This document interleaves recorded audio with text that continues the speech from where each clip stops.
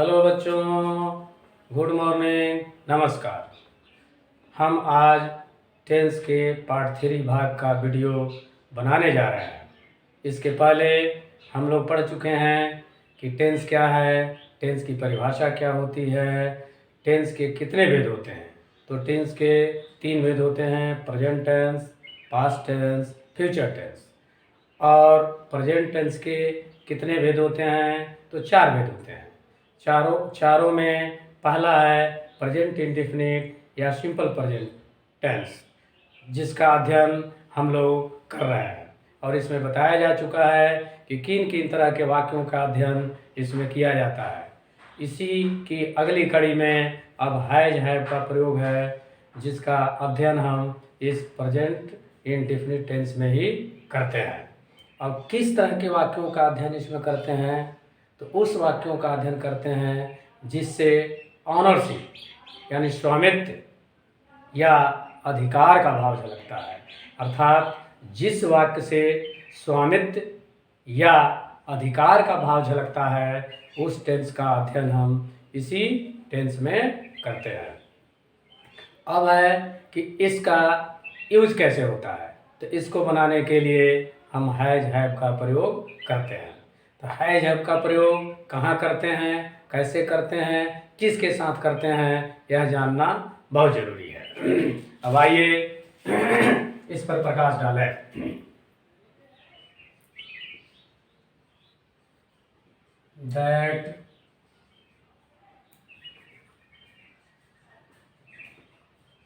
sentence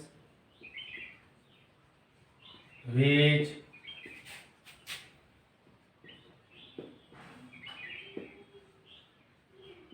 indicate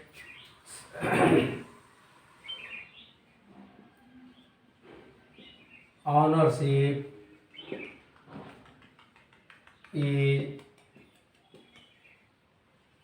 read in this tense। अब है कि इस काल में उस वाक्य का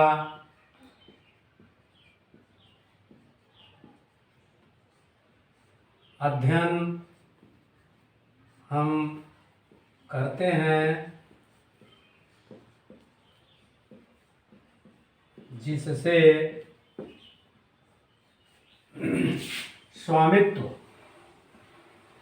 या अधिकार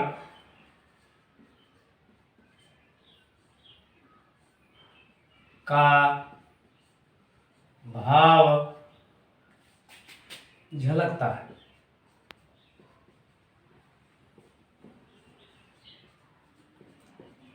अब हमें यह जानना है कि हैज का मतलब क्या होता है, हैव का मतलब क्या होता है। पहला है हैज। हैज का मतलब होता है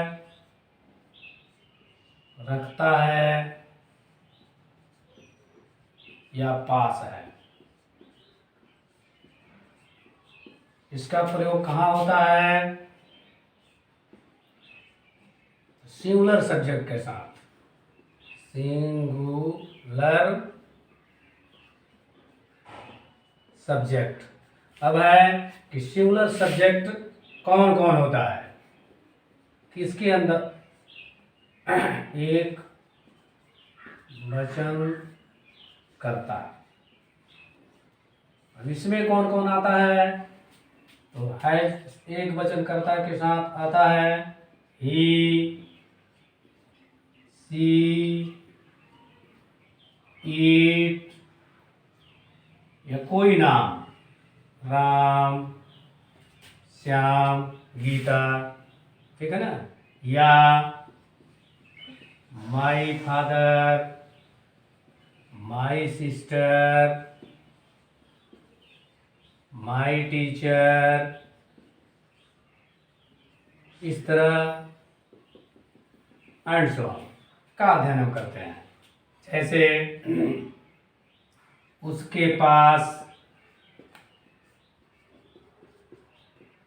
एक घड़ी है, उसके पास एक घड़ी है। He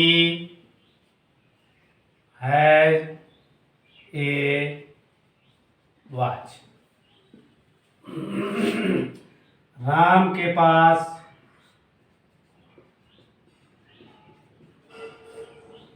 एक मोबाइल है।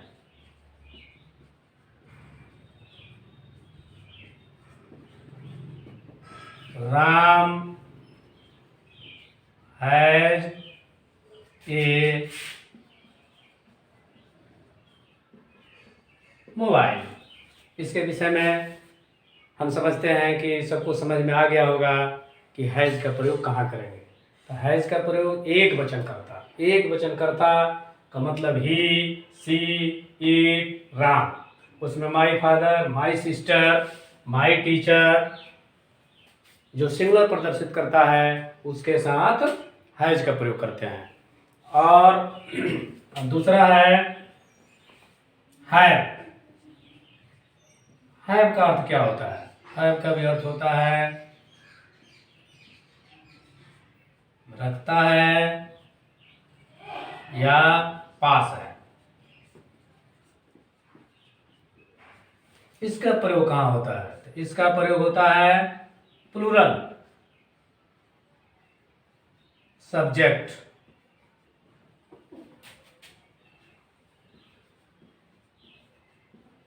प्लूरल सब्जेक्ट कौन कौन होता है?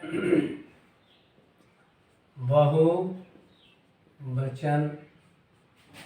कर्ता। तो बहुवचन कर्ता कौन कौन होता है?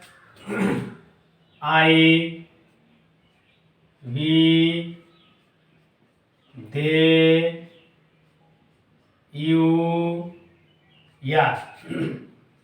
मान लीजिए ऐसे कोई सेंटेंस में आ गया राम एंड श्याम, तो इसमें भी उसी का अध्ययन करेंगे। Father and mother and so on, तो इसका अध्ययन हम करते हैं। तो बहुवचन में कौन कौन सा आ गया? I, we, they, you, Ram and Shyam, father and mother and so on. मैंने इस तरह और भी वाक्य हो सकते हैं। तो इसमें किसका अध्ययन करेंगे? कैसे होगा? मेरे पास एक पेन है। इसको लिखेंगे I have a pen. Ram और श्याम के पास गाड़ी है।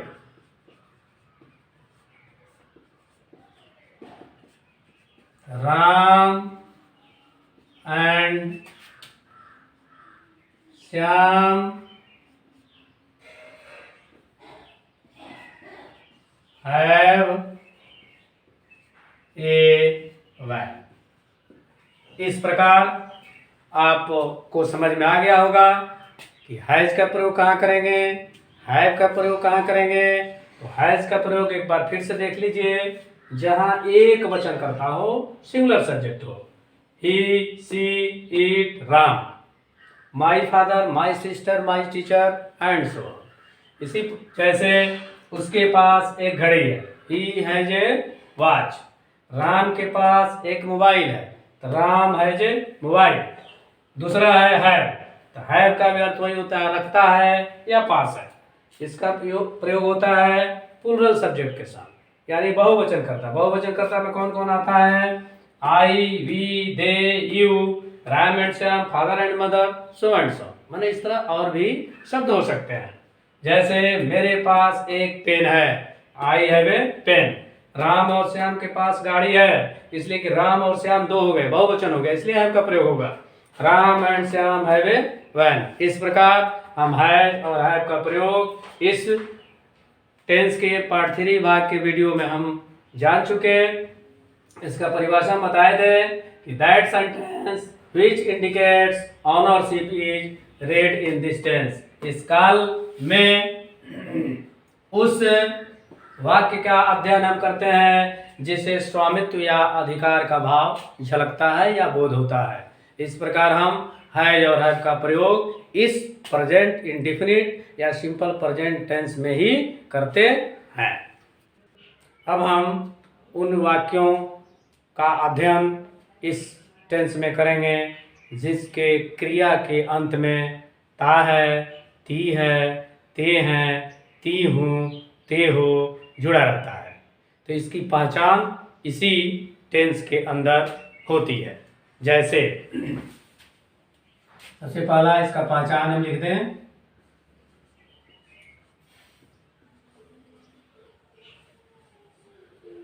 पहचान होता है ता है, ती है, ते हैं, ती हूँ,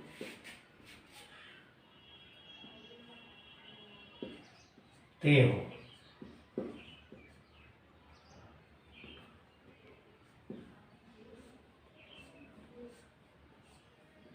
हो गया।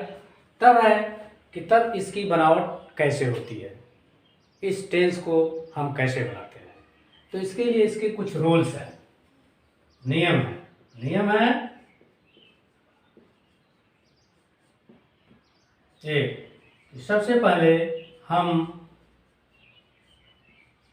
सभी क्रियाओं को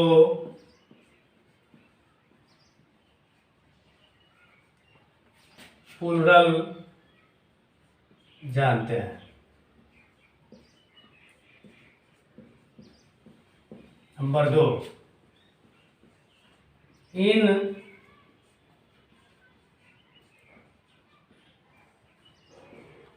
क्रियाओं को सिंगुलर बनाने के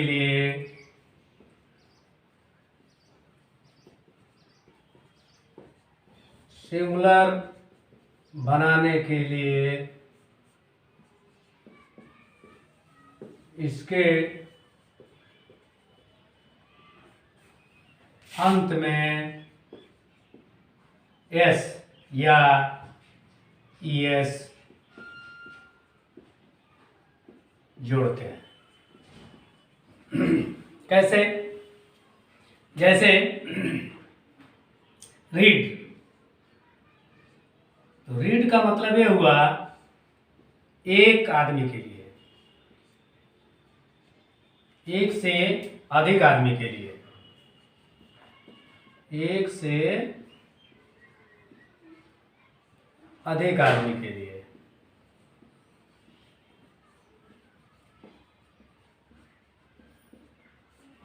वही रीड्स जब होगा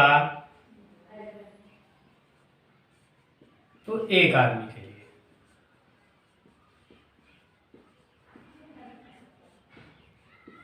एक आदमी के लिए।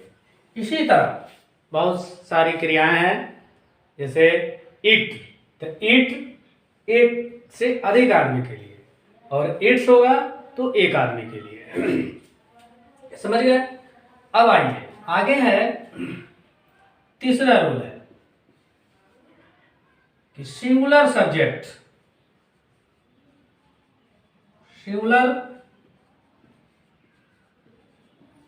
सब्जेक्ट अर्थात एक वचन कर्ता के साथ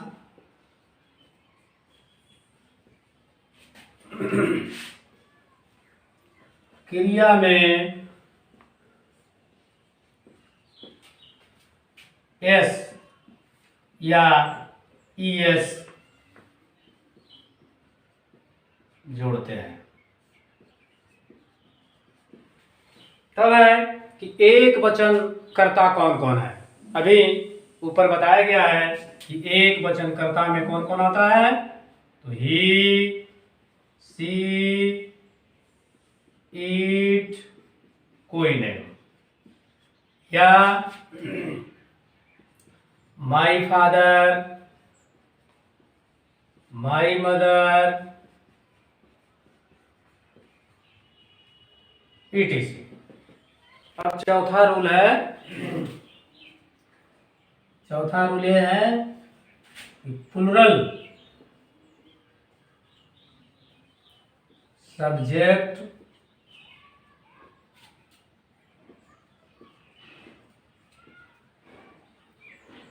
यानी बहुवचन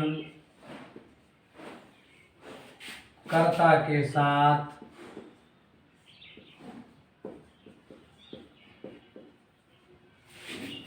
क्रिया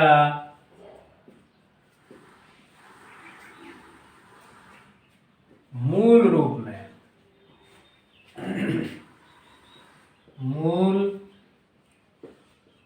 में रहती है, अर्थात क्रिया के अंत में कुछ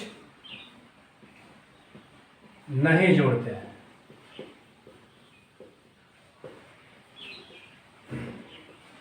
अब आइए इसका प्रयोग देखें कैसे बनाते हैं।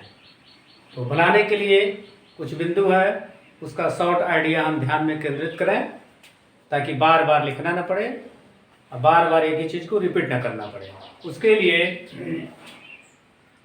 एस का मतलब सब्जेक्ट समझेंगे, जहाँ जहाँ लिखा जाएगा एक वहाँ सब्जेक्ट समझेंगे।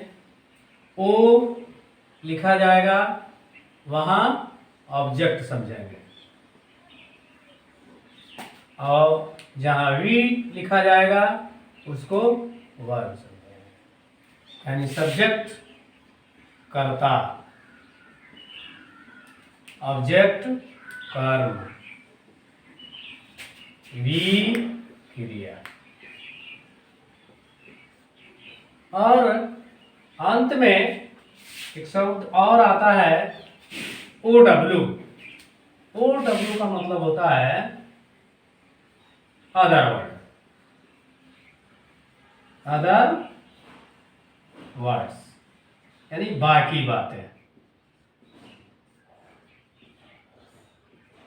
अब हमें रूल पर विचार करना है कि कैसे बनाते हैं।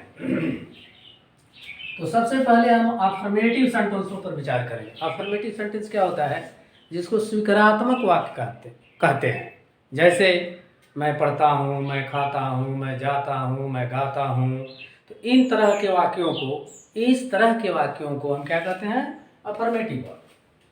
अफर्मेटिव वाक्य की बनावट अब हमें पढ़ना है।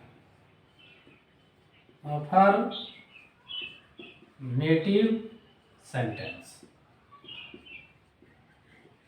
इसकी बनावट होती है सब्जेक्ट प्लस वर्ब। अब है कि अगर इसमें एस लिखा रहेगा, एस का मतलब क्या हो गया, एस अर्थात सिंगुलर सब्जेक्ट, सिंगुलर सब्जेक्ट। और पीएस लिखा रहेगा, पीएस तो होगा प्लुरल सब्जेक्ट।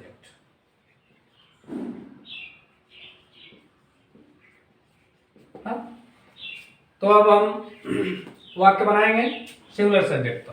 तो जब एस रहेगा तो क्रिया में एस या ईएस जुड़ता है। अभी बताया गया कि जब सिंगुलर सब्जेक्ट होगी तो क्रिया भी सिंगुलर होगी, अर्थात जिस कुर्सी पर सब्जेक्ट हमारा बैठा होगा क्रिया को भी हम उसी कुर्सी पर बैठाएंगे। तो उसी कुर्सी पर बैठाने का मतलब क्या हुआ कि अगर सब्जेक्ट हमारा सिंगुलर है, एक वचन है, तो क्रिया को भी हम एक वचन बनाएंगे। इसलिए कि जिस आधार से सब्जेक्ट जुड़ा होगा क्रिया को उसी आधार से जोड़ना है। अब आइए देखें कैसे। जैसे वह पढ़ता है, तो इसमें हम देख रहे हैं कि वह जो सब्जेक्ट है वो करता है, वह किस रूप का है, यानी सिंगुलर है कि प्लुरल है। तो सब्जेक्ट जो हमारा क्या है, सिंगुलर है, तो सिंगुलर है ही। तो अभी रूल में बताया गया है कि इसके बाद क्रिया, क्रिया क्या है, पढ़ना का, पढ़ना का क्रिया क्या होती है, रीड। तो ए हो गया सिंगुलर, लेकिन अभी रूल में बताया गया था ऊपर की क्रिया होती है प्लुरल। तो इसलिए इसको दोनों एक ही लाइन में रहे, यानी समान जाति का रहे, ये भी सिंगुलर रहे और ये भी सिंगुलर रहे। तो इसके लिए क्रिया में हम क्या जोड़ेंगे, इस जोड़ देंगे, क्या होगा, ही रेड। उसी तरह राम जाता है, इसका क्या होगा, उसी तरह देखिए, राम क्या है, सिंगुलर है, और गो क्रिया जो क्या है, जाता है, क्रिया क्या होती है, प्लुरल होती है। इसलिए इसमें हम क्या करेंगे, ये से जोड़कर सिंगुलर बना देंगे, राम गोज। इस प्रकार यह टेंस हुआ, राम जाता है, राम गोज, वह पढ़ता है, ही रीड्स। अब आगे अगले टॉपिक पर विचार करते हैं। अब अगला रूल है हमारा प्लुरल सब्जेक्ट हो,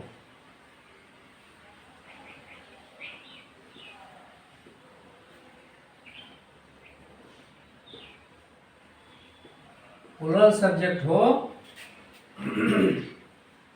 तो उसका वाक्य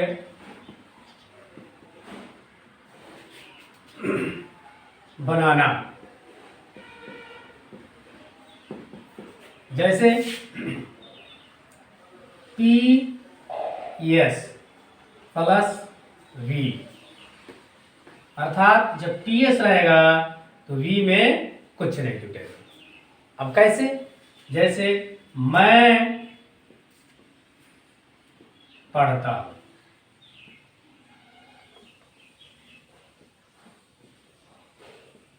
इसका क्या होगा, आई रीड। क्यों इसमें एस नहीं जुटेगा, यही बच्चे कंफ्यूज कर जाते हैं, कहाँ एस जुटेगा, कहाँ एस नहीं जुटेगा। तो यहाँ आइए इस पर हम विचार करें। इसमें हम देख रहे हैं सब्जेक्ट हमारा क्या है, आई है, आई क्या है, प्लुरल है।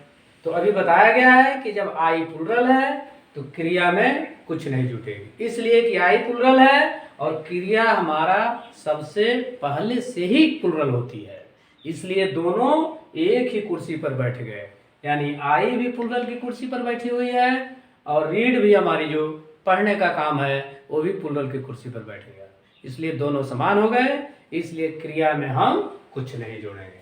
जैसे फिर दूसरा वाक्य देखिए कि आप जाते हैं, आपकी अंग्रेजी क्या हो गई, यू, और जाना की अंग्रेजी क्या हो गई, गो। देखिए आप क्या है, यू जो शब्द है, यू हमारा सब्जेक्ट के स्थान पर है जो कि प्लुरल है। तो प्लुरल जब सब्जेक्ट हो गई तो क्रिया पहले से प्लुरल होती है, इसलिए उसमें हम कुछ नहीं जोड़ेंगे। ठीक, हमको लगता है यह पूरा समझ में आ गया हो गया दोनों रूल, कि सब्जेक्ट सिंगुलर होगा तो क्रिया में से यस जुटेगा, सब्जेक्ट प्लुरल होगा तो क्रिया में से यस नहीं जुटेगा। अब हम वैसे वाक्यों पर विचार करेंगे जिसमें सब्जेक्ट, वर्ब और ऑब्जेक्ट तीन हो। तो इस रूल में हम कैसे इसका अनुभव करते हैं, ये देखिए। Subject, verb, object. जैसे वह एक किताब पढ़ता है। ठीक, तो इसमें सबसे पहले देखेंगे कि जो सब्जेक्ट हमारा है वह सिंगुलर है, ही। इसके बाद इसमें देखेंगे क्रिया क्या है। क्रिया क्या है? पढ़ता है। ये पढ़ता है क्रिया हो गया। ये हमारा क्या हो गया? सब्जेक्ट हो गया। तो सब्जेक्ट के बाद क्या आ गया? पढ़ना। पढ़ना की अंग्रेजी रीड। अब यहां देखेंगे कि ही हमारा सिंगुलर है, तो सिंगुलर है तो क्रिया में एस जुटे, रीड्स, और ए हो गया हमारा ऑब्जेक्ट, तो हो जाएगा ए बुक। ठीक, तो वह एक किताब पढ़ता है, तो क्या होगा? He reads a book. अब एक तो प्लुरल में देख लीजिए, दोनों को मिक्स करके, कि वे लोग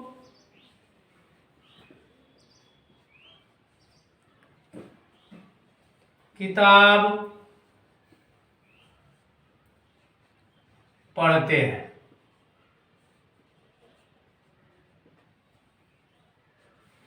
तो इसका कैसे बनेगा? वे लोग की अंग्रेजी दे प्लुरल हो गया।